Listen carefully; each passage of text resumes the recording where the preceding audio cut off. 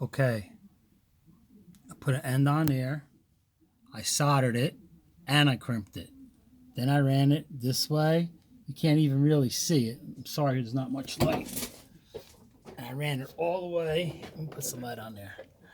I ran it all the way along there. I hid it nice. I like to hide shit, like hide the baloney.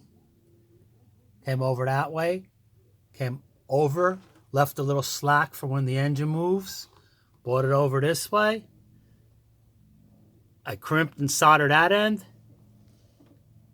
bolted it nice and tight right to there. Started right up so far. I'll keep you posted. Thank you.